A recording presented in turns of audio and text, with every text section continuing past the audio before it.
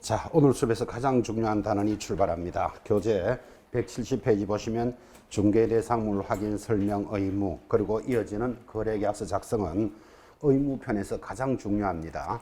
자, 우리 지금 2교시부터 법의 기본 성질인 권리와 의무 중에서 의무편이 지금 가고 있습니다. 그래서 좀 전에 했던 것, 일반적인 중개계약과 전속 중개계약, 하나 사주세요, 팔아주세요가 들어오면 이제 개공사가 뭐를 해야 됩니까? 170페이지 물건에 대해서 확인 설명을 해야 된다라는 단원으로 접어들었고, 확인 설명을 잘 하면 계약이 체결이 되겠죠. 이제 그렇게 스토리가 이어집니다. 자, 지금 단원이 왜 중요한가 하면 물건을 파는 사람 갑이 있을 겁니다. 사는 사람 을이 있고, 여기 개공사가 중개를 하는데 이 물건이 중개 대상물이죠. 이 중개 대상물을 지금 확인하고 설명을 해야 될 의무가 부여되어 있는데, 지극히 당연한 이야기지만 여러분 두 사람이 사겠다 팔겠다 이렇게 계약을 하면 계약금을 주고 받겠죠. 그리고 한 달 뒤에 중도금, 또 한 달 뒤에 잔금, 이렇게 계약이 진행이 되는데, 이렇게 계약이 체결되고 난 뒤에 분쟁이 생기는 건 이 물건 때문에 분쟁이 생깁니다. 물건이 좋다고 샀는데 가보니까 다 썩었더라, 바퀴벌레 버글버글 나오더라 등등 물건에 대해서 분쟁이 일어나니까 계약이 중간에 문제가 된다니까요. 그래서 우리 중개사법은 개공사는 이 물건이 중개대상물이죠, 잘 확인하고 설명을 해야 될 의무가 부여되어 있습니다. 물건에 대해서 거짓으로 설명하거나 이러면 안 되겠죠, 그죠? 그래서 이 단원이 중요한데, 자, 그러면 여러분한테 항상 출발할 때마다 물었습니다. 물건에 대해서 확인 설명하는 것은 중요한데, 여러분이 개공사라면 하나 팔아주세요 또는 사주세요 하고 오면 물건에 대해서 설명을 해야 되잖아, 그죠? 어떻게 해야 될까요? 제가 이렇게 묻고 출발을 했다고요. 어떻게 설명해야 될까요? 이렇게 물으니까 어떤 분이 저를 빤히 쳐다보면서 잘 설명해야 됩니다, 이렇게 설명하면 안 됩니다. 어떻게 잘 설명해야 되느냐? 우리는 이것을 방법이라고 그러죠. 그래서 물건을 확인 설명하는 방법이 법에 제시가 되어 있는데 두 가지입니다. 1. 의뢰를 받았을 때는 이렇게 설명하고, 2번 중개가 완성이 되면 이렇게 설명한다. 방법이 두 가지로 나열이 되어 있습니다. 자, 170페이지 제일 상단 확인 설명 의무 매번 출제됩니다. 중요하니까 한번 읽어볼까요? 현실적으로 제리에 중개사고의 대부분이 개공사가 중개대상물에 대한 조사, 확인 및 설명 행위를 충분히 하지 아니한 사유로 발생한다. 그러므로 중개대상물의 확인 설명 의무는 중개 업무와 관련하여 개공사의 핵심적이며 중요한 의무에 해당한다. 다시 설명했습니다. 자, 그리고 내려오면 확인 설명 의무가 나타났고, 박스 밑에 1번 설명 의무 1 법률상의 구조 이렇게 나오죠. 자, 법령상의 구조로서 개공사는 해당 중개대상물에 대한 상태, 입지, 권리관계, 법령에 의한 거래 또는 이용 제한 사항 등 기타 대통령령이 정하는 사항을 정하여 해당 중개대상물에 대한 권리를 취득하고자 하는 의뢰인에게, 가장 중요한 말이 취득입니다. 동그라미 딱 찍습니다.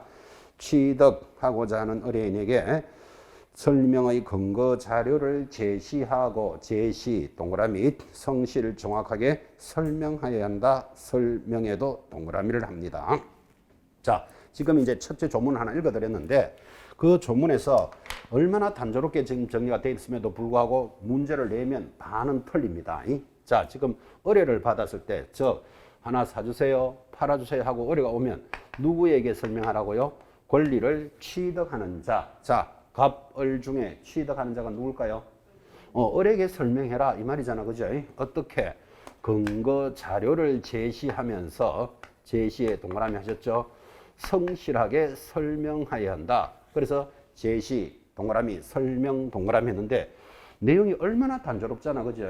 근데 이거를 문제를 내면 반은 틀린다 이 말이에요. 자, 첫 번째 주의해야 될 거, 의뢰를 받았을 때는 양 당사자에게 자료를 제시하면서 성실하게 설명해야 한다. 이렇게 들어온다니까요.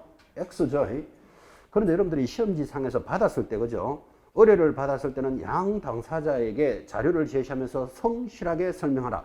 틀린 데를 못 찾아냅니다. 특히 성실 이런 말 들어가면 좋아 보이잖아요, 지금, 그죠? 왜 틀리는가 하면 양 당사자가 아니잖아요. 여기 가서 설명을 한번 해볼랍니까? 이 사람이 우리 아파트를 팔아주세요 하고 의뢰가 들어왔는데, 개공사 이 아파트는 20층 중에 12층에 있으며 도로는 몇 미터를 물고 있고 대출은 얼마나 돼 있는 아파트로서 갑에게 막 설명하면 갑이 어디 아프십니까? 이렇게 묻습니다. 물건에 대해서 알아도 누가 더 잘한다? 갑이 더 잘 알잖아. 그죠? 그래서 여기 설명하는 것도 아닌데도 불구하고 양 당사자에게 자료를 제시하면서 설명한다. 그러면 막 딸려들어가는 학생이 50%다 이 말이에요. 그래서 취득 딱 잡으셨죠? 그 다음 자료를 제시하니까 말로만 설명하지 마라 이런 뜻이겠죠. 그때 자료가 뭐냐? 뭐 등기부 등본 또는 토지 대장 이런 자료를 제시하면서 성실하게 설명합니다. 시험에 이렇게 나옵니다. 의뢰를 받았을 때는 취득하고자 하는 자에게 자료를 교부하면서 성실하게 설명해야 된다. OX. X. 아직까지 자료를 교부할 필요는 없잖아. 뭐 계획이 될지 안 될지도 모르는데. 그죠? 그래서 제시, 설명을 딱딱딱 찾아내셔야 된다. 지금 이렇게 이야기하는 거예요. 다시. 취득하고자 하는 자에게 자료를 제시하면 된다. X예요. 설명도 해줘야 돼. 성실하게. 그죠? 아주 단조롭지만 뭐를 요구하는지를 잘 보고 계셔야 됩니다. 그래서 지금 동그라미 한 것들 취득, 제시, 설명을 딱딱 잡으시는데 만약 이렇게 안 하면 위반이죠. 위반 시 굉장히 시험에 잘 나옵니다. 500만 원짜리 과태료입니다. 이게. 그래서 물건을 설명할 때 자료를 제시하지 않거나 성실하게 설명하지 않으면 500만 원짜리 과태료 꼭 체크해 놓으셔야 됩니다. 이게 원래는 500만 원짜리 과태료가 아니고 6월의 업무 정지였어요. 여러분 6개월의 업무 정지였는데 6개월의 업무 정지가 센 놈일까요? 500만 원 과태료가 셀까요? 6개월 업무 정지가 세죠. 돈이 500만 원이잖아요. 그런 소리 하면 안 돼요. 6개월 정지 받아버리면 한 달에 500만 원씩 손해볼 수도 있어. 그래서 이게 너무 세기 때문에 500만 원 과태료로 낮춰준 거예요. 그러면 개공사에게 유리하게 바뀐 거잖아. 그죠?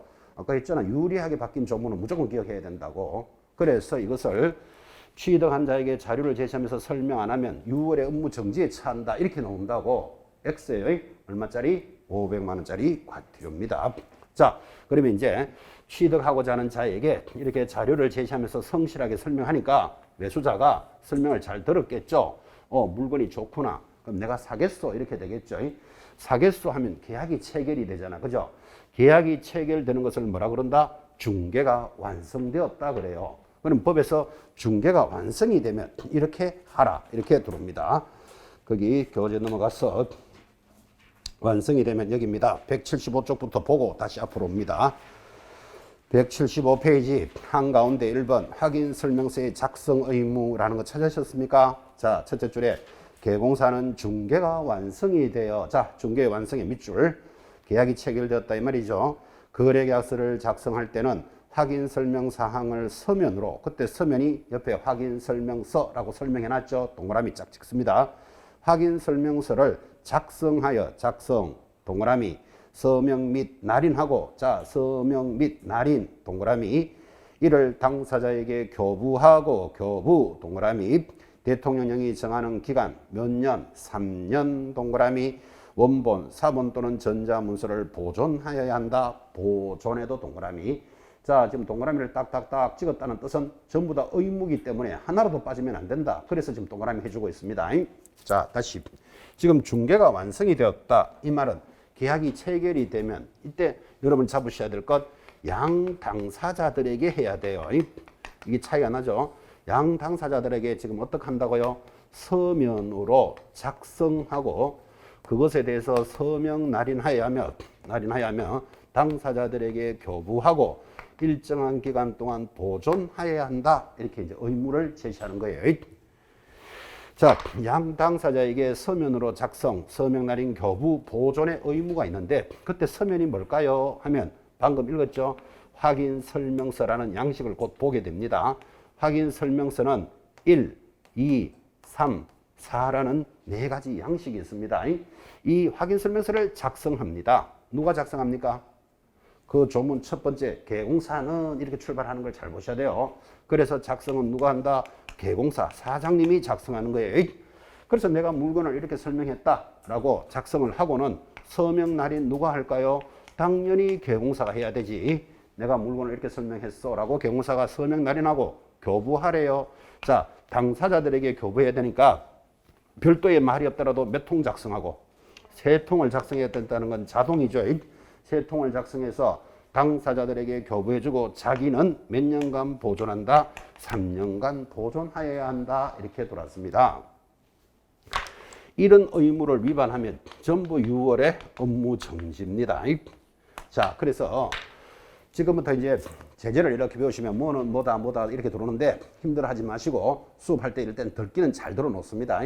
이제 3, 4월 달쯤 되면 이거 암기표 이런 거 나갑니다. 그래서 암기표를 보면서 다시 이제 암기해 나가는데 그러면 지금 암기표를 주면 좋지 않나요? 아니지. 지금 주면 전부 구다는 소리입니다. 중도, 수도, 소공해 막 이래서 이인설설, 개개금 막 이래 나가니까 지금 받아봐야 그게 구다는 소리밖에 안 돼요. 그래서 1, 2월 달은 일단 잊어버리더라도 잘 들어놔야 돼. 일단은 그죠? 들어놓고 자료가 탁 나가면 이제 입력시키는 거예요. 그래서 일단 힘들어하지 마세요. 이런 뜻이에요. 자, 원래 확인 설명에 관련되는 거 위반하면 전부 다 6월에 정지였어요. 근데 이것도 6월에 정지였는데 500만 원 과태료로 깎아줬다 그랬잖아. 그죠? 그래서 그거 잘 봐야 된다. 지금 그렇게 이야기했으니까 뭐를 위반하면 500, 뭐 업무 정지 이렇게 가는 게 아니고 확인 설명은 위반하면 전부 업무 정지 이렇게 딱 끊으셔야 되는 거라고. 그죠? 끊고 요구만 500만 원짜리 과태료예요. 요건 유리하게 바뀌었다 그랬잖아. 지금 그죠? 우리 의식을 딱 하고 짚어놓습니다. 자, 그래서 계약이 체결이 되면 당사자들에게 서면으로 작성하고 서명 날인 교부하고 개공사는 자기가 이것을 3년간 보존해야 된다. 이거 하나라도 위반하면 작성하지 않거나 서명 날인하지 않거나 교부 안 하거나 보존 안 하면 전부 업무 정지다. 이런 뜻이에요. 그래서 동그라미를 땡땡땡땡 치면서 지금 따라가고 있습니다. 얼마나 단조롭습니다. 근데 이거를 시험에 이렇게 된다고요. 봐요. 의뢰를 받았을 때는 서면으로 작성하여 서명 날인 교부한다. 당연히 틀렸죠.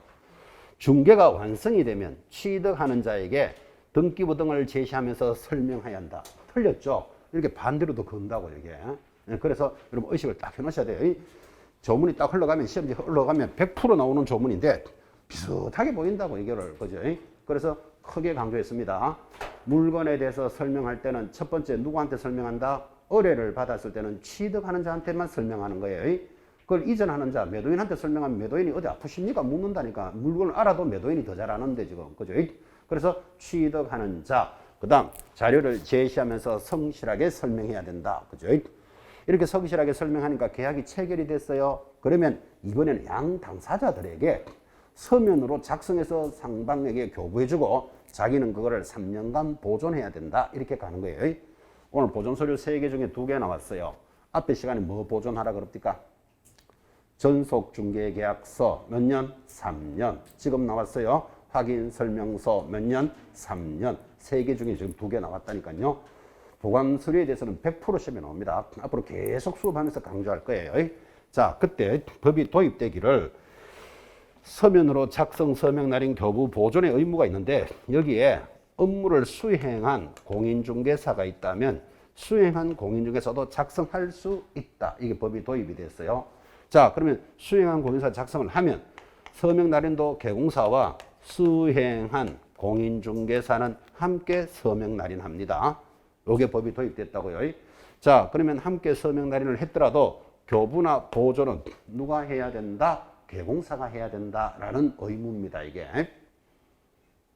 자, 그러면 여러분들은 이게 지금 이렇게 간단하게 보기 좋게 탁 적었지만 이게 교재 한 장 반이 이 내용이 다 들어가 있습니다.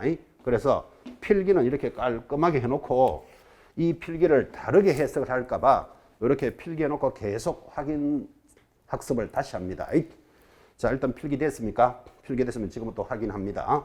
자, 지금 여기 A가 개공사입니다. 개공사가 설명을 잘해서 계약이 체결이 되면 확인 설명서는 누가 작성할까요? 답은 개공사만 작성합니다. 제가 틀리게 묻더라도 바로 답하셔야 돼요. 지금 A가 뭐라고요? 개공사라 그랬잖아요. 개공사가 계약을 체결하면 확인 설명서를 누가 작성합니까? 틀리게 물어도 개공사만 작성해요. 서명 날인은 누가 합니까? 개공사만 서명 날인하는 거예요. 그리고 개공사가 교부해주고 자기는 몇 년? 3년간 보존한다 라는 취지예요. 두 번째 학습. 자, 이번에는 A가 소속 공인중개사입니다. 여러분 자격증 가지고 일하고 있는 직원 있죠? 소공사가 계약을 체결했대요. 그러면 확인 설명서는 누가 작성할까요?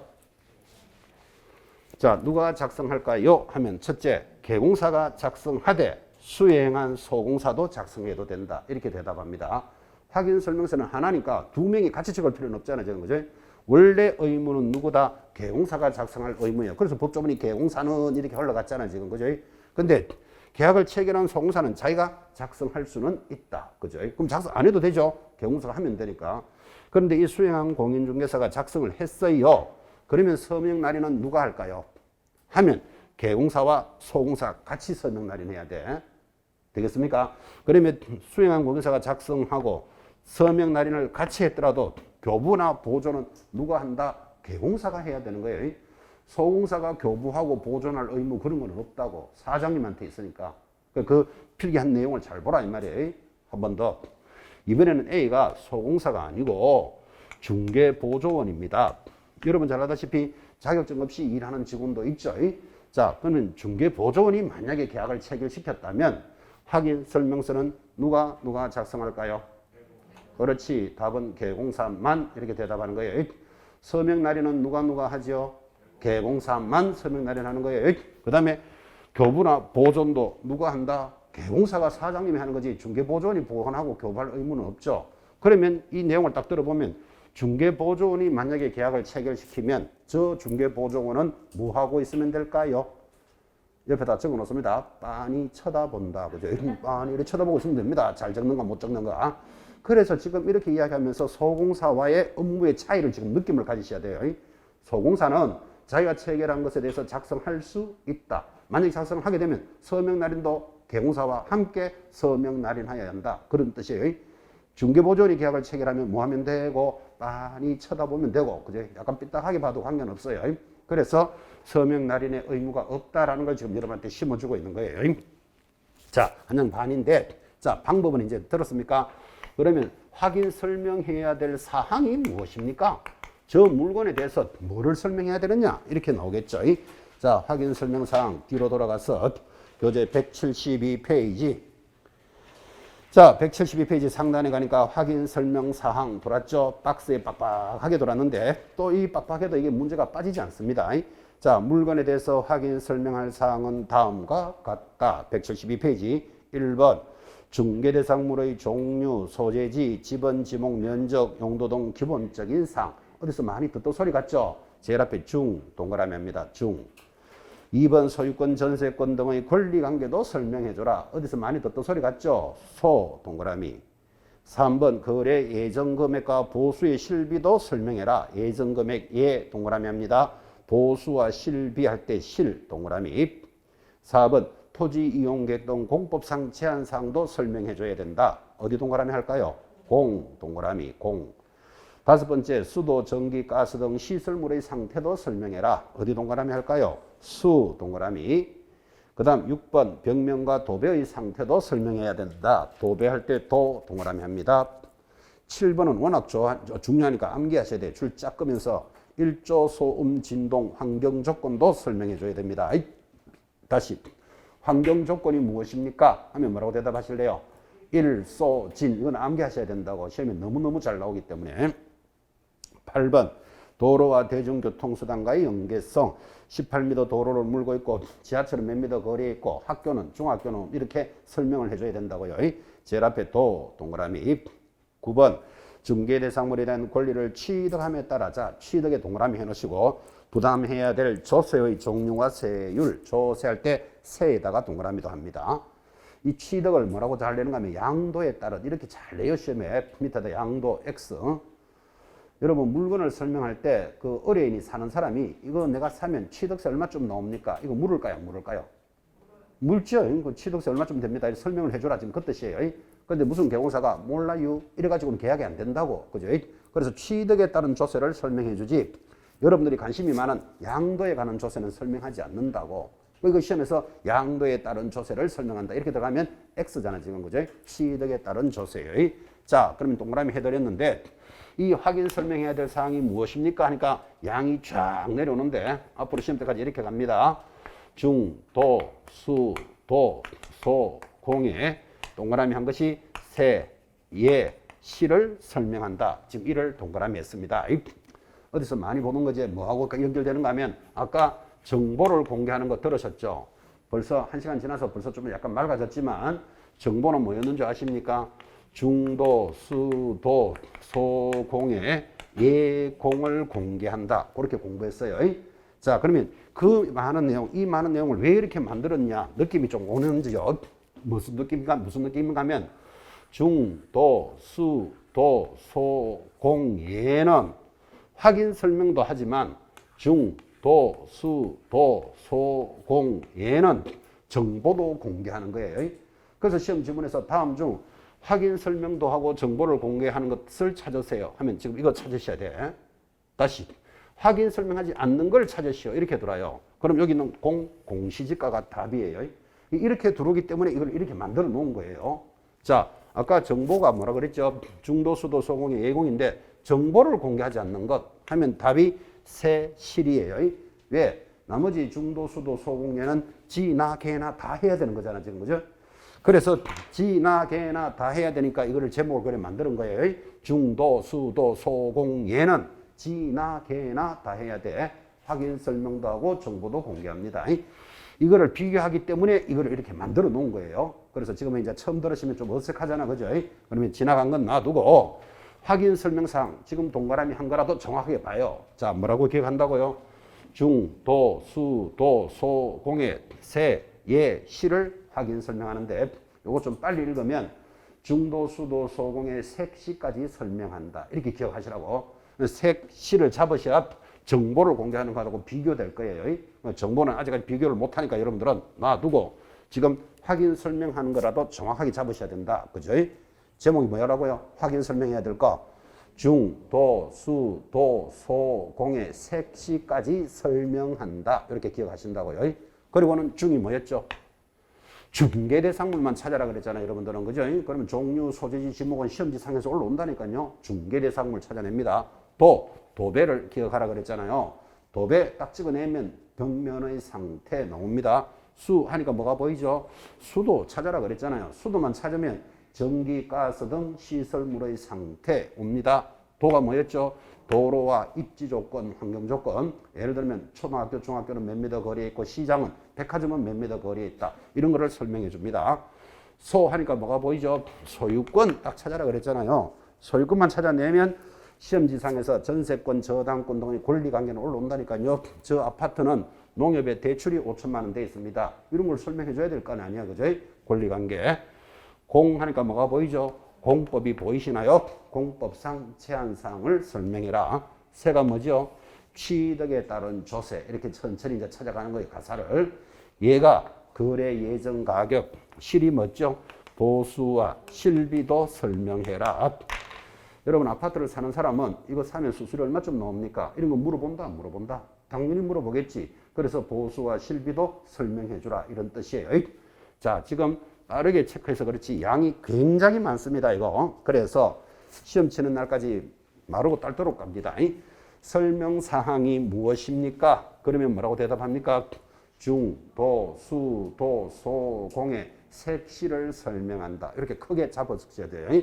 크게 잡아놓고 그 다음에 정보 공개하는 것하고 비교해 나갈 겁니다. 거기 172페이지 이렇게 하단에 보시면 불이행에 대한 제재 보이시죠? 이거 수업 다 했던 건데 다시 확인. 1번 개공사의 과태료. 자, 개공사가 중개대상물에 대한 확인 설명을 이행하지 않거나 설명의 근거 자료를 제시하지 않으면 얼마짜리? 500만 원짜리 과태료. 지금 이거 하고 있는 거죠. 자료를 제시하지 않거나 설명을 잘 못하면 500만 원짜리 과태료입니다. 이게 원래는 뭐였다? 6월에 업무 정지에서 바뀌었다 그랬잖아. 그죠? 도와주는 부분이기 때문에 지키셔야 되고 밑에 소공사는 위반하면 무조건 자격 정지예요. 자격 정지의 동그라미.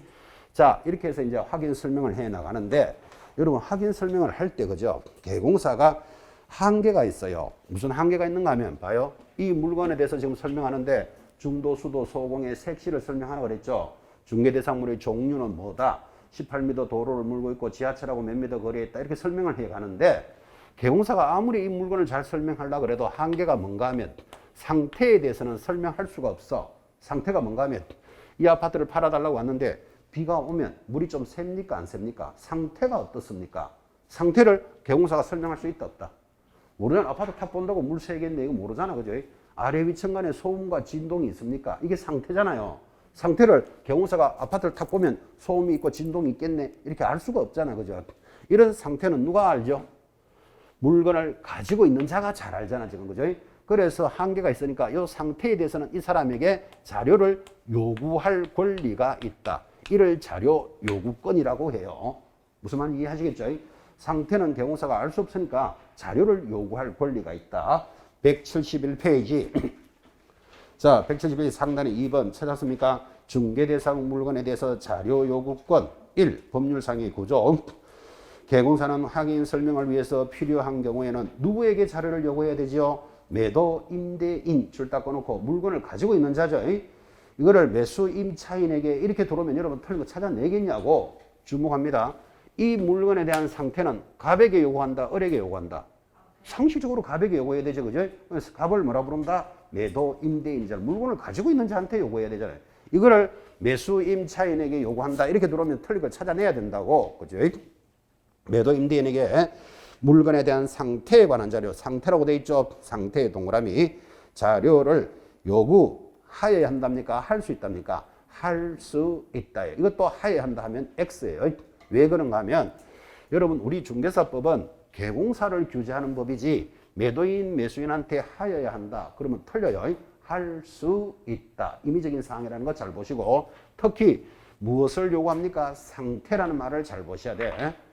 예를 들어서 권리관계를 요구할 수 있다 하면 틀리잖아요. 권리관계는 등기부 등본 떼면 개공사가 알 수 있잖아 지금. 그죠? 그리고 여기 보시면 소유권 등의 권리관계를 요구할 수 있다. X예요. 권리관계 등기부 등본 떼보면 다 나오잖아. 소유권에 관한 거. 그죠? 여기에 도색, 도배 등의 상태 개공사가 확인할 수 있잖아요. 가서 보면.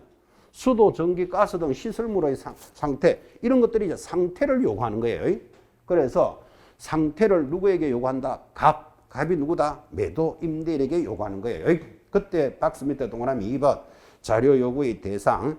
그때 개공사는 중개대상물에 관련된 모든 자료를 요구할 수 있는 것이 아니라 해당 대상물의 무엇에 대해서 상태만 요구하는 거예요. 다시 상태 동그라미 관한 자료를 요구하는데 구체적으로 요구 가능한 자료로는 자 줄 거 봐요. 내 외부 시설물의 상태 줄 거 상태 동그라미. 일단 상태만 요구하니까 상태 동그라미.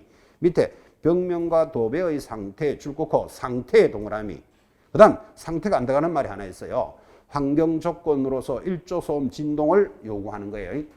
아래 위층 안에 소음과 진동이 있습니까? 그래서 상태 상태를 요구하는데 상태가 안 들어가는 말이 뭐다? 일소진 환경 조건을 요구한다. 그런 뜻이에요. 개념 좀 잡으셨습니까? 그래서 자료를 요구하는 권리인데 이거를 그죠? 만약에 지금 하고 있는 이 상태도 개공사가 직접 확인해서 설명해라. 그러면 기가 막힌 이야기가 되는 거예요. 어떻게 기가 막히는가 하면 갑이 아파트를 팔아달라고 왔어요. 그러면 예를 들어서 상태도 개공사가 확인해야 된다. 그러면 아파트의 아래층과 소음과 진동이 있는지를 확인하라. 이렇게 법에 되어 있으면 개공사가 뭐라고 이야기해야 되는가 하면 아파트를 팔아주세요 하는 사람에게 오늘 하룻밤 가서 자겠소 이래야 돼. 하룻밤 자봐야 소음과 진동이 있는지를 알 수 있잖아. 그죠? 아파트 팔아달라는데 자겠소 하는 이 사람도 웃기는 사람인데 가서 하룻밤 잤어요. 아침에 일어나니까 비가 오니까 햇볕 뜨는 걸 못 봤잖아. 그죠? 일조 소음 진동을 모르니까 오늘 하루 더 자겠어. 지금 이래야 된다고. 이게 지금 말이 되는 소린가 이게 지금. 그죠? 그래서 상태는 물건을 가지고 있는 자에게 요구한다는 걸 이해하시라 이 말이에요. 상태에 대해서만 요구하는 거예요.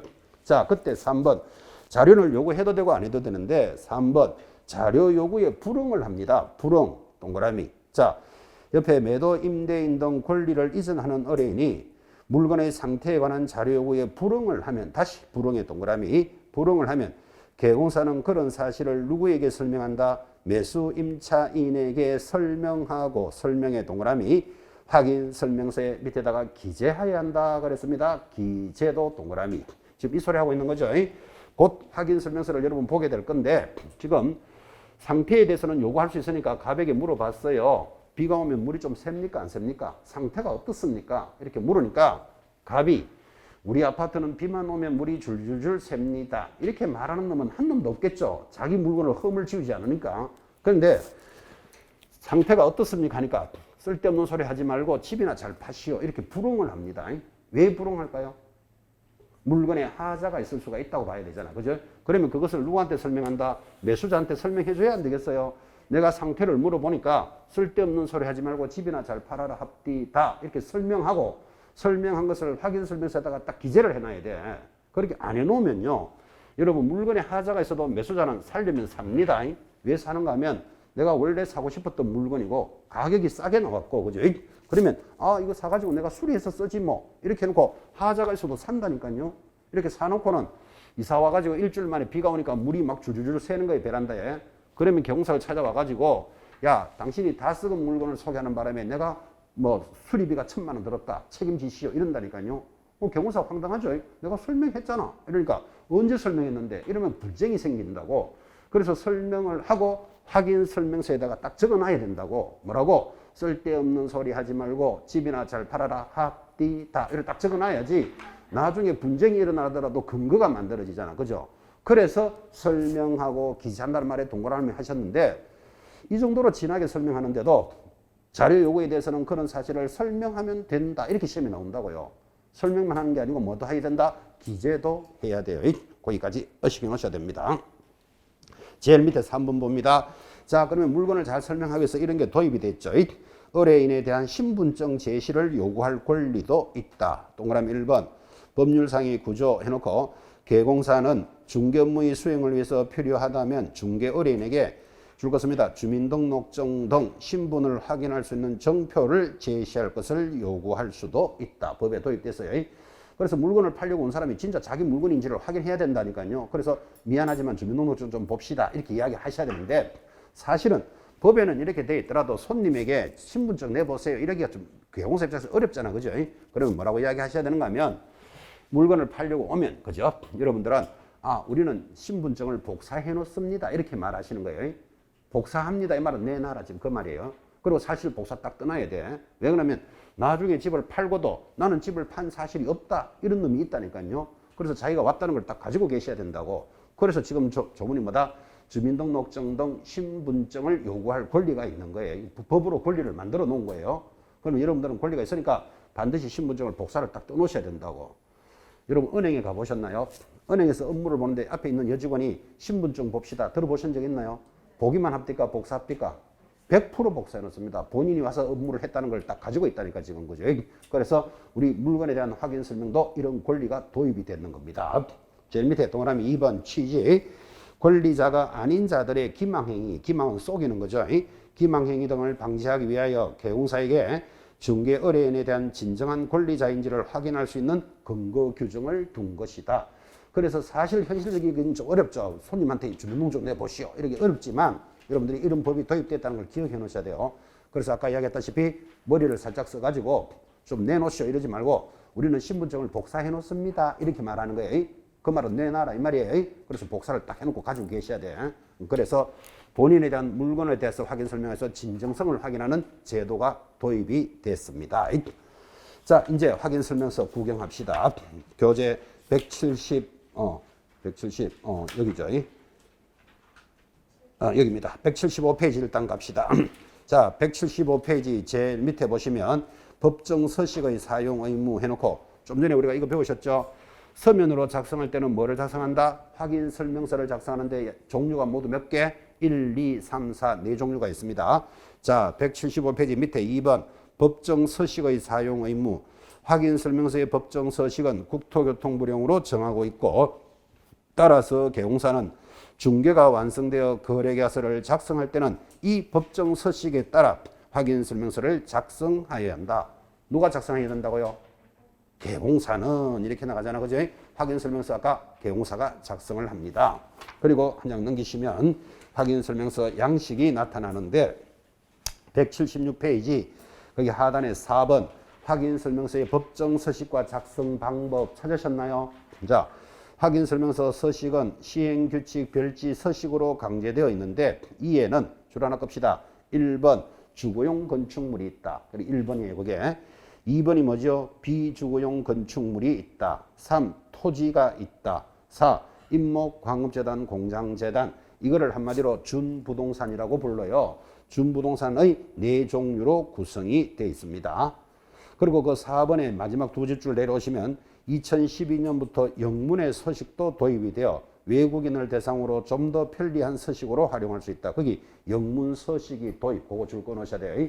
그리고 이걸 영어로도 작성할 수 있다. 그죠? 왜? 이제는 외국인하고 거래하는 게 많기 때문에 그래요. 그러면 여러분 보고 영어로 작성하라 이런 문제는 나올 일은 없고 영문의 서식도 있다 하면 여러분들은 맞다. 이 정도는 따라 붙어야 되잖아. 그죠? 그래서 지금 줄 하나 끊는 거예요. 자, 그리고는 이제 오른쪽 177페이지 드디어 확인 설명서 양식이 나타났고 시험에서 빠진 적이 한 번도 없습니다. 이게. 자, 그러면 양식이 4가지가 있는데 방금 빠르게 줄 거 드렸지만 한번 물어봅시다. 확인 설명서 서면으로 작성할 때 확인 설명서 1번이 뭐래요? 주거용이라고 그랬잖아요. 주거용이 뭐죠? 주거용, 아파트, 빌라, 원룸 이런 것들은 1번에 적는 거예요. 2번이 뭐였죠? 비주거용. 비주거용은 뭐죠? 상가, 뭐 공장, 여관, 모텔 이런 걸 거래하면 2번에 적는 거예요. 3번은 뭐였죠? 토지는 여기 적습니다. 그 다음에 4번이 준부동산이니까 요 4가지만 딱 보고도 이런 문제를 만나야 되죠. 중개 대상물의 종류에 따라서 확인 설명서는 4종류로 되어 있다. 이런 지문이 나오면 맞다. 이 정도는 돼야 되죠. 1번이 뭐라고요? 주거용, 2번 비주거용, 3번 토지, 4번 준부동산의 4종류로 구성이 되어 있습니다. 지금 곧 구경을 할 건데 자, 그때 이 4가지 양식 중에서 현장에서 지금 제일 많이 사용하는 건 몇 번일까요? 누가 뭐라 그래도 1번이죠. 그죠? 주거용이 제일 많으니까. 그래서 항상 여러분들은 1번의 내용을 잘 보시고 1번하고 2번, 3번, 4번의 차이점이 시험에 나와요.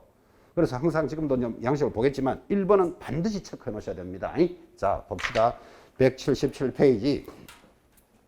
자, 177페이지 상단에 제목에 줄 것입니다. 확인 설명서 1이 뭐죠? 주거용 건축물. 다시 봤으니까 동그라미 딱 하시고 밑으로 눈을 슬쩍 보시면서 거기 내려오시면 그 동그라미 2번 권리관계 찾았습니까? 권리관계 찾았나요? 이번에 도입되기를 그 권리관계의 마지막 줄에 보면 계약갱신 요구권의 행사 여부라는 거 찾았나요? 거기 봤으니까 동그라미. 그리고 옆에 보면 확인 서류를 첨부한다, 미확인한다, 그 체크표 하도록 돼 있죠. 자, 요게 마지막 도입이 됐는데 지금 이제 주택임대차보호법을 다음 달 말에 하겠지만 주택임대차는 세입자가 몇 년을 살 수 있죠? 2년을 살 수 있는데 지금 보다시피 갱신요건 2년을 더 있고 싶다라고 요구할 수 있어요. 그래서 우리는 이것을 2+2다 이렇게 공부하는데 자, 그러면 여기 확인설명서를 작성할 때 주거용이면 2년을 살고 더 있을 겁니까? 나갈 겁니까를 확인해야 된다 이런 뜻이에요. 그래서 거기 갱신요건의 행사기간 자, 확인한다. 확인하면 체크. 아직 확인 안 했다. 그럼 미확인의 체크 이렇게 하라 이런 뜻이에요. 그럼 이 양식을 보고 시험에 이렇게 들어올 수 있겠죠. 주거용 확인 설명서 지금 보고 있는 거죠. 는 갱신 요구에 대한 내용도 기재되어야 한다. 이렇게 문제가 들어오면 OX. 그리고 그거 보라고 좀 동그라미 하신 거잖아요. 양식을 그래 묻는다 이 말이에요. 양식이 만만찮죠. 양식이 빡빡하니까. 그래서 지금 보고 있는 1번 양식은 반드시 시험에 나오니까 1번을 꾸준히 체크하셔야 돼요. 자, 한 장 넘기시면 179페이지. 지금 그 양식에 대해서 상단에 179 작성 방법 들어오죠. 그 위에다가 적으셔야 돼요. 반드시 출제한다. 이렇게 딱 적어 놓으셔야 돼. 이거를 옛날에는 별표 해놓으셔야 하니까 별만 자꾸 그리고 공부를 안 하더라고. 그래서 179페이지 상단에 작성 방법 반드시 출제한다. 이렇게 적어 놓으셔야 돼. 그래서 여러분들은 이걸 반드시 한번 읽으셔야 돼요.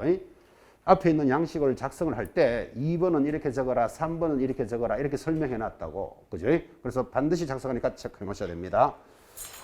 한 장 넘기시면 181페이지. 자, 확인 설명서 뭘로도 되어 있다? 영어로도 되어 있다는 거 보시죠. 뭐 영어를 여러분 작성해야 될 일은 없고 영어도 있구나 이렇게 보시셨습니다. 넘어가서 183페이지 넘어가고 자, 184페이지로 오니까 184페이지 또 봤으니까 상단에 제목 줄 것입니다. 확인 설명서 2는 뭐죠? 비주거용 건축물은 이렇게 작성한다. 다 비슷하죠 일단은 그죠? 그래서 눈으로 슬쩍 한번 보시고 한 장 넘기시면 186페이지 역시 작성 방법 들어왔습니까? 작성 방법 별표 해놓으셔야 돼요. 아까 했잖아요. 1번을 기준으로 즉 2번, 3번, 4번의 차이점을 봐야 된다. 그런 뜻이에요. 일단 별표. 그리고 187페이지 상단에 확인 설명서 3번 보고 계십니까? 줄 딱 꺼놓고 이거는 뭐지요? 토지. 그죠? 토지는 조금 간단해요. 토지라는 내용도 슬쩍 눈으로 한번 보시고 한 장 넘기시면 189페이지 역시 토지의 작성 방법이 있죠. 약간 단출하죠. 역시 별표해 놓습니다. 이제 넘기면 마지막 190페이지 역시 봤으니까 줄 것입니다. 확인 설명서 4번 양식 있고 이를 뭐라 부른다? 임목, 광업재단, 공장재단은 이걸 우리말로 하면 준부동산은 이 말이잖아, 그죠? 근데 평생가도 개공사가 준부동산 거래할 일이 잘 없죠, 임목은, 그죠? 그래서 이제 이 양식은 가볍게 보셔도 된다 이런 뜻이에요. 역시 한 장 넘기시면 192쪽에 역시 작성 방법이 나오니까 일단은 별표 찍으셔야 되겠죠. 자, 그렇게 해서 여러분들은 4가지 양식을 지금 빠르게 눈으로 확인하신 거예요. 항상 이야기하지만 확인 설명서는 모두 몇 종류가 있다? 물건에 따라서 4종류로 구분이 되어 있습니다. 제일 중요한 게 1번이니까 항상 1번을 여러분 꾸준히 보셔야 돼. 무조건 한 문제 나오기 때문에. 공부 못하는 사람의 특징, 잘 안 나오는 준부동산 보고 있으면 날 셉니다. 틀리더라도 뭐를 보고 틀려야 된다? 1번을 공부하고 틀리셔야 돼. 그죠? 1번은 꾸준히 보셔야 되고, 그거는 별표를 찍는 게 아니고 반드시 나옵니다. 이렇게 위에 적어놨다고. 그러면 여러분들이 긴장을 하고 보라는 뜻이에요. 자, 지금 하고 있는 이야기가 193페이지를 한번 봐요. 자, 193페이지 지금 이런 서식을 비교하는 표죠. 오늘 여러분들은 서식을 처음 봤으니까 이거 비교하는 게 지금 현재는 어려워요. 근데 앞으로 수업을 하면서 계속 강조할 건데, 봤으니까 193페이지 다시 동그라미 하나 합시다. 제일 1번이 뭐죠? 주거용 건축물. 그게 제일 중요하다 그랬잖아. 그죠? 동그라미 딱 찍어놓고 밑으로 주거용 건축물은 이렇게 적는다고 동그라미 돼 있죠. 옆에 비주거용 건축물 동그라미 해놓고 쭉 내려다 보면 거기 6번 정도에 보면 비주거용은 X 돼 있죠. 그죠? 그러면 이렇게 되잖아. 비선호시설이라는 게 혐오시설이에요. 그 혐오시설은 주거용에는 기록을 해줘야 돼. 쓰레기 매립장이 있다, 장례식장이 있다, 이런 것들을 표시한다면 비주거용에는 표시할 필요 있다, 없다? 없다고. 그래서 시험에 이렇게 나온다고요. 그 보고 계시는 비선호시설은 비주거용 건축물에도 기재되어야 한다. 그러면 X잖아. 지금 그 X 돼 있죠. 그죠? 여기 이제 비교표가 이렇게 돼 있다, 이 말이에요. 3번 올라가서 토지에 동그라미 딱 찍습니다. 자, 토지에 대해서는 이렇게 기록을 한다 이렇게 돼 있는데 거기 5번 한번 보시라고요. 5번이 뭘로 돼 있죠? 관리에 관한 사항이잖아요. 이제 나중에 여러분 체크하겠지만 관리는 경비실 있음 없음 이게 관리에 관한 사항이에요. 자, 그러면 경비실은 있음 없음은 1번 2번에 들어가지 토지에 경비실이 있음 이런 거 적어야 될 이유가 있다 없다? 없잖아. 그래서 거기 X가 돼 있다고 지금. 그죠? 그렇게 이제 비교하는 표예요. 오른쪽에 제일 4번 임목광업재단 공장재단은 참고로 가볍게 보시면 됩니다. 항상 시험은 1번이 제일 많이 나오고 그 다음에 2번, 3번도 가끔씩 비교표가 나옵니다. 이런 양식에서 문제를 물을 때 여러분이 어려워합니다. 그죠? 이제 하는 방법은 체크하셨고 앞으로 꾸준히 관리할 거예요. 자, 넘어가서 이제 확인 설명서 비교됐고 이제 교재 196페이지로 올라오면 오늘 수업의 마무리죠. 거래계약서 작성의 의무가 도입됐는데 역시 중요한 단어입니다. 그죠? 지금 여러분 수업하고 있는 게 뭐죠? 물건에 대해서 확인 설명하는 걸 배우셨잖아요. 그럼 확인 설명이 잘 되면 어떻게 되죠? 거래계약서를 작성한다라는 의무로 접어들었고 거래계약서라는 게 아까도 공부했지만 물건을 파는 사람 값, 사는 사람 을 사이에 대공사가 이 물건에 대해서 설명을 잘하면 계약이 체결이 되겠죠. 체결이 되면 거래계약서를 작성해도 되고 안 해도 되는 것이 아니고 의무가 부여되어 있다고 반드시 작성합니다. 그리고 거래계약은 누구와 누구 사이죠? 의뢰인과 의뢰인 사이에 일어나는 게 거래계약이다. 아까 그놈이다 하고 굉장히 강조했죠. 그래서 이제 계약이 체결되면 거래계약서를 작성하는 파트로 접어들었습니다. 근데 이게 방금 했던 확인 설명서 작성하고 거의 똑같은데 이제 다른 게 시험에 나오는 거예요. 자, 봅시다. 교재 196페이지 밑에 1번 거래계약서 작성 의무 찾았습니까? 이게 법조문입니다. 개공사는 자, 개공사 일단 동그라미 하시고 뭐를 배울 수 있습니까? 거래계약서는 누가 작성한다? 개공사가 작성한다 이 말이에요. 개공사는 중개대상물에 대해서 중개가 완성이 되면 중개 완성이라는 게 계약이 체결이 되면 그 말이에요. 체결이 되면 대통령령이 정하는 바에 따라 필요사항을 빠뜨리지 아니하고 확인하여 거래계약서를 뭐 작성하여야 한다. 작성의 동그라미 옆에다가 위반 하나 적으십시오. 그럼 계약서를 작성하라 그랬는데 위반하면 6월에 업무 정지예요. 뭐 뒤편에 있지만 일단 그렇게 하나 적어 놓으시고 자, 그러면 여러분 이제 여기서 하나 배울 수 있는 거 봐요. 두 사람이 계약이 체결이 되면 매도인이 작성합니까? 매수인이 작성합니까? 개공사가 작성합니까? 아무나 작성합니까? 그렇지. 법에 개공사가 작성하라고 돼 있다고. 그리고 이거 잘 보셔야 돼요. 근데 이거 개공사가 작성 안 하면 뭐 받는다? 6개월의 업무 정지다. 지금 적으셨죠? 자, 그때 가장 중요한 게 밑에 2번 서식입니다. 별표 딱 찍으시고 서식 및 필요적 기재사항 하여 1번 거래계약서에 서식 들어왔는데 자, 참고로 한번 물어봅니다. 여러분 두 사람이 아파트를 5개 사고 팔기로 했어요. 그럼 계약이 체결됐잖아. 계약서가 법정 서식이 있을까요? 없을까요? 법정 서식이 없어요. 그래 이게 중요한 거예요. 지금까지 여러분들은 양식을 보셨죠? 확인 설명서 1, 2, 3, 4 양식 보셨죠? 그 다음에 아까 전속 중개 계약서 법정 서식이다. 이런 거 적어 넣었잖아. 그죠? 그런데 어쩌면 가장 중요한 거래 계약서는 법정 서식이 없다는 게 시험에서 굉장히 중요한 거예요. 왜 거래 계약서는 법정 서식이 없을까요? 못 만들어서 없을까요? 아니죠. 계약 자유의 원칙이 적용되기 때문에 계약서는 이렇게 적어라 못해요. 아무데나 적을 수 있는 거예요. 자, 그래서 내려가면 동그라미 1번. 공인중개사 법령에서는 자, 줄 것입니다. 국토장관은 개공사가 작성하는 거래계약서에 표준이 되는 서식을 정하여 그 사용을 권장할 수 있다. 이렇게 줄 긋고 옆에다가 암기 적어 놓으셔야 됩니다. 여러분하고 수업할 때 법조문을 암기하세요 하는 건 이거 하나밖에 없어요. 한 개니까 반드시 암기해 주셔야 돼요. 그러니까 지금 암기를 딱 하고 보니까 국토장관은 표준이 되는 서식을 정하여 권장할 수 있다. 이거 암기를 하라는 뜻은 중개협회는 벌써 이래 들어오면 X잖아. 그죠? 권장하여야 한다 하면 X잖아요. 암기를 하라 그랬기 때문에 반드시 체크하시는데 제일 밑에 설명이 있죠. 라고 규정되고 있지만 현재 권장하는 서식이 있다, 없다, 없다. 이게 중요한 거예요. 없다의 동그라미. 자, 그러면서 이제 오른쪽 197쪽으로 가니까 이 거래계약서의 필수적 기재사항이 나타나고 거기 다시 별표를 딱 찍습니다. 자, 별표 찍어놓고 다시 봅니다. 지금 확인설명서하고 똑같다는 뜻은 계약서를 작성할 의무가 있는데 1. 거래계약서를 작성하고 2. 서명 날인하여야 하며 3. 좀 이따 보게 되지만 당사자에게 교부하고 개용사는 일정한 기간 동안 보존해야 될 의무가 있습니다. 자, 그러면 여기서 아까와 똑같다 그랬잖아요. 거래계약서 누가 작성할까요? 개용사가. 서명 날인은 누가 해야 될까요? 당연히 자기가 작성했으니까 개공사가 서명 날인하는 거예요. 그 다음 교부하라 그랬습니다. 당사자들에게 교부해야 되니까 말이 없더라도 몇 통 작성하고 3통 작성해야 되지. 그래야 자기는 하나를 보존하잖아. 그죠? 좀 이따 보게 되는데 요거 5년 보존하는 거예요. 그래서 이제 보존 서류가 다 나왔습니다.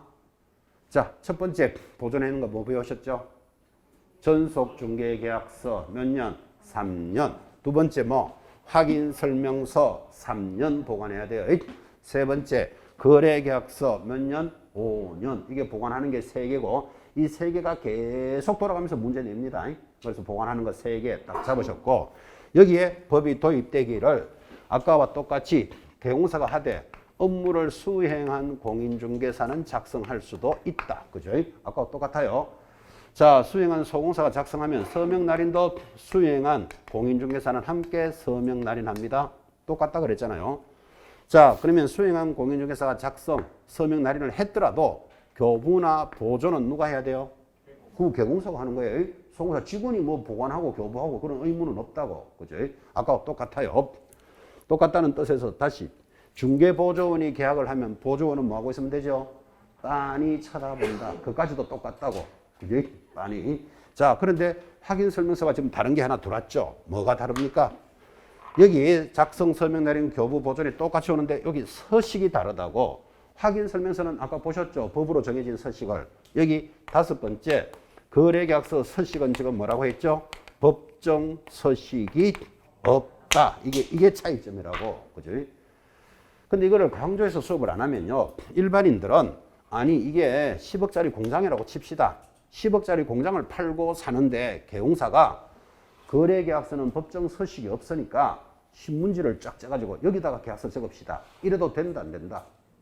된다고. 법정 서식이 없다라는 말은 아무데나 적을 수 있다 이 뜻이에요. 근데 수험생들이 이렇게 잘 생각을 못해. 거래계약서가 중요한데 그걸 아무데나 적어도 되겠나? 자꾸 이런 식으로 문제를 낸다고요. 그래서 세게 지금 강조하고 있는 거예요. 자, 다시. 이게 100억짜리 빌딩이라고 칩시다. 그럼 100억짜리 빌딩이면 빌딩 100억을 주고 사고 돈을 주고 받고 사는데 양식이 없으니까 개공사가 뭐라고 말하는가 하면 계약서는 손톱에도 작성할 수 있습니다. 그리 말하면 된다, 안 된다? 됩니다. 법정 소식이 없으니까. 설마 손톱에 작성하겠나? 지금 이런 사람이 있다니까요, 지금 여기에. 손톱에 어떻게 작성하죠? 송곳으로 막 파야 되지, 뭐. 100억에 샀음, 팔았음, 그죠? 근데 일반적으로 개공사들이 손톱에 작성합니까, 안 합니까? 절대 안 하지. 왜 안 하는가 하면, 손톱에 작성하면 몇 개 뽑아야 된다? 3개 뽑아가지고, 하나는 5년 동안 보존해야 돼요. 그 여러분 손톱 한번 뽑아 보실랍니까, 지금? 그죠? 그러니까 전부 어디 적는다? 종이에 적는다고, 그냥. 그죠? 법정 서식이 없음을 이 정도로 설명했습니다. 자, 그런데 여러분이라도 좀 불안하지 않나요? 100억짜리 빌딩을 거래했는데도 손톱에도 작성해도 된다. 지금 이렇게 지금 나오니까 뭔가 좀 불안하잖아. 그죠? 그래서 우리 법이 보완을 해요. 아무 곳이나 작성을 하되 필수 기재 사항은 있다. 이 필수 기재가 이제 시험에서 한 번도 안 빠지는 거예요. 그래서 교재 197페이지 상단에 2번. 거래계약서는 아무 곳이나 작성을 하더라도 필수적으로 기재할 사항이 있다. 9개. 1번 뭐 적어야 됩니까? 거래 당사자의 인적 사항은 반드시 적어야 된다. 동그라미 합시다. 물건의 표시, 물, 동그라미. 3번 물건의 인도 일시, 또 물이 나오니까 인의 동그라미 인. 이번엔 권리가 이전되는 내용, 권, 동그라미 합니다. 5번 거래 금액, 예를 들어서 5억인데 계약금은 얼마, 중도금은 얼마, 이거를 계약서에 적어야 된다 이 말이에요. 거래 금액할 때 동그라미. 계약 일자 반드시 적어야 됩니다. 동그라미. 그리고 7번 조건이나 기한이 있다면 조건이나 기한도 기재한다. 동그라미. 조건이나 기한 이런 거죠. 이달에 집을 사고 파는데 이달 월세는 매수자가 부담한다. 이달 임대료는 파는 사람 매도인이 부담한다. 뭐 이런 식으로 조건과 기한이 있으면 그것도 적어라 이 말이에요. 8번 확인 설명서 교부 일자. 확인 설명서 언제 교부했다는 것도 거래계약서에 반드시 적어야 돼요. 동그라미. 9번 그 밖의 약정사항. 그 밖 동그라미 놓고 밑에다가 기타 이렇게 하나 적어 놓습니다. 옛날에는요. 기타 약정사항 그랬어요. 근데 기타라는 말이 한자말이니까 그 밖에 이렇게 하는 거예요. 똑같은 말이에요. 자, 그러면 거래계약서는 법정 서식은 없다. 아무 곳이나 적어도 되지만 아무 곳이나 적으라 그러니까 좀 불안하잖아요, 여러분들이. 그죠? 그래서 반드시 기재하는 사항이 있고 시험에서 빠진 적이 없는데 그 9가지를 지금 동그라미 한 게 이거예요. 건물의 인권은 거기 있는데 거기가 어디다? 개조부를 반드시 기재하라. 이렇게 지금 동그라미를 한 거예요. 자, 동그라미 했는 게 뭐라고요? 건물의 인권은 거기 있는데 건물이 큰 물건이다 이렇게 생각해요. 건물의 인권은 거기 있는데 거기가 어디다? 개조부를 반드시 기재합니다. 이게 왜 개조부가 옆으로 붙었는가 하면 원래는 거래계약서 필수 기재가 6개였어요. 근데 3개가 추가됐어요. 그래서 옆으로 3개를 갖다 붙인 거예요. 개조부. 지금 거기 우리 교재에 있는 그 순서하고 뭐가 좀 다르죠? 이게 순서가. 왜 다른가 하면 제가 적은 건 법조문대로 적은 거예요. 근데 거기 있는 것은 이 책을 쓴 저자가 자기가 암기하기 좋게 그래 만들어 놓은 거예요. 뭐 순서는 관계없잖아. 앞에 있다, 뒤에 있다, 이건 관계없고 여러분들은 이렇게 기억을 하시라고요.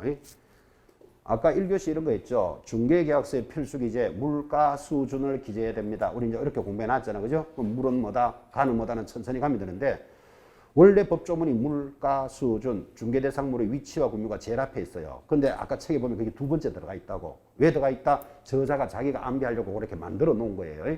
근데 우리가 알아야 될 이유 있다 없다? 없지. 저는 제 가르친 대로 따라오시면 되잖아. 그죠? 그래서 순서는 앞에 있다, 뒤에 있다는 의미가 없는 거예요. 자, 거래계약서의 필수기재 어떻게 읽습니까? 건물의 인권은 거기 있는데 거기가 어디다? 개조부. 이렇게 해서 이제 시험 때까지 가는 거예요. 참고로 그가 뭘까요?